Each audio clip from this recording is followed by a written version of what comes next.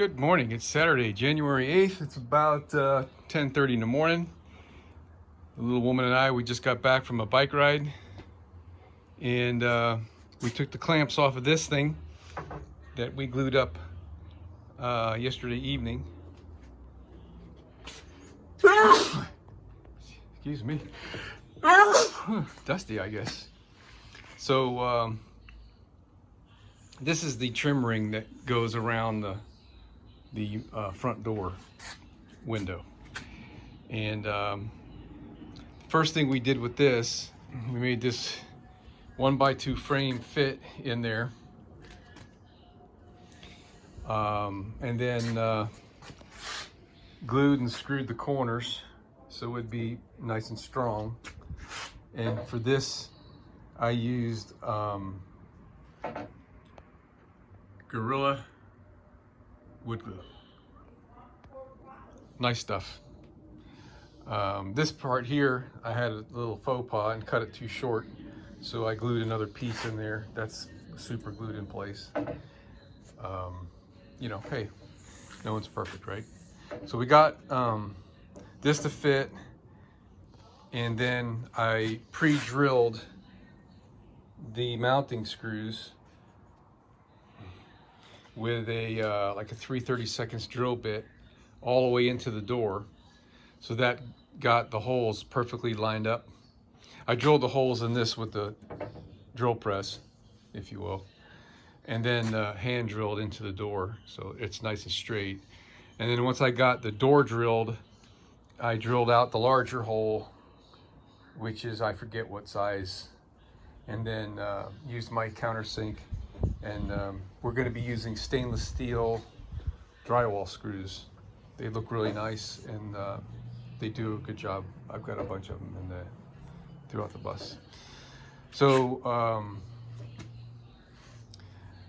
after getting the main frame glued up and dried, that was 2 days ago, and then yesterday we cut these to fit. And the trick to getting good miters is you get yourself a piece of scrap. I don't know if I have any left over. Here, like this.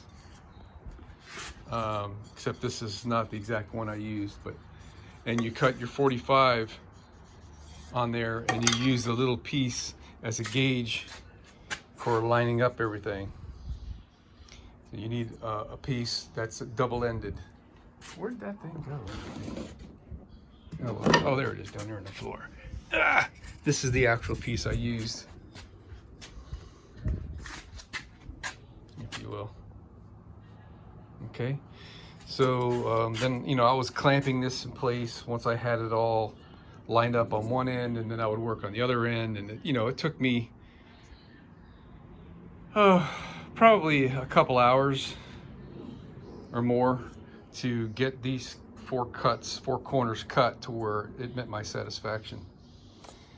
And then what I did for this molding, I super glued the corners, the four pieces together at the corners. And the way I did that is a little trick I learned. I use wax paper on the table, put super glue on one side, and then put the accelerator spray on the other side, and then push it together. And you can see it really does come together nicely. I got one corner that I got a little bit out of whack on. Where'd you go? I don't know where it is. This hasn't been sanded yet.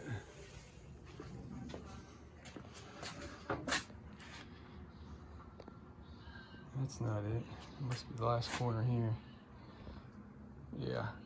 Got a little bit out of whack on this one. And what happened was the darn wax paper kind of moved underneath, and I started to assemble it, and then I had to pull it apart and put it back together in kind of a rush, and a little bit off, but for all practical purposes, that's great.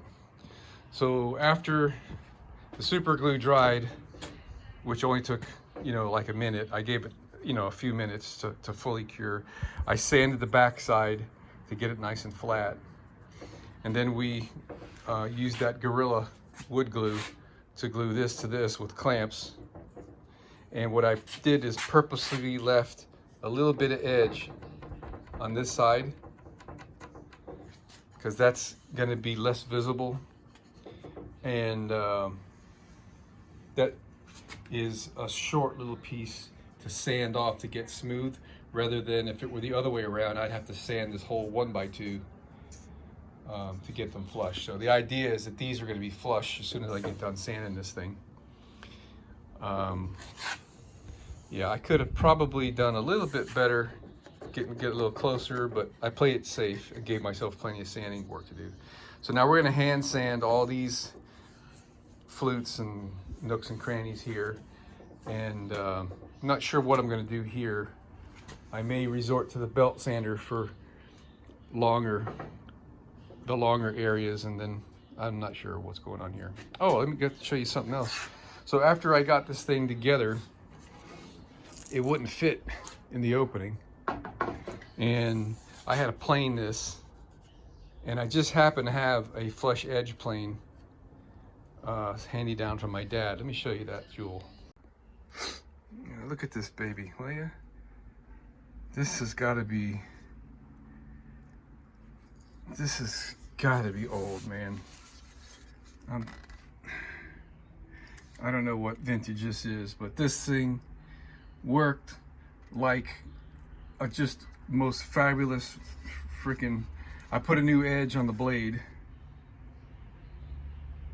and it was taking off slivers of wood that were thinner than paper, and it cut so easy and so perfect. Jesus, that was a real pleasure to use something handy down from my dad, and it works so well. And that's the toolboxes he made as well. Both of those toolboxes. All right, so that's where it goes. It's just sitting in there, but it fits perfectly. It's a tiny bit of a gap I left here to the glass so I can put a caulk bead. It's really coming out great. So now for the next I don't know how many days, we're going to be sanding this, leveling these out here, and putting the finish on it. When it's all done, it'll match these things. And the window treatments. And the roof ceiling treatments. Hello, it's Thursday, January 13th. And we've got the molding completely finished and installed. Love the smell of that new paint finish. Came out great. I'm not putting any caulk or anything around the outside edge here. That's fine. And it's removable in case we get broken glass. We just take these screws out, pull this out. It looks great. Go ahead and close the door. You can see what it looks like from the outside. Awesome. All right. That's another job well done.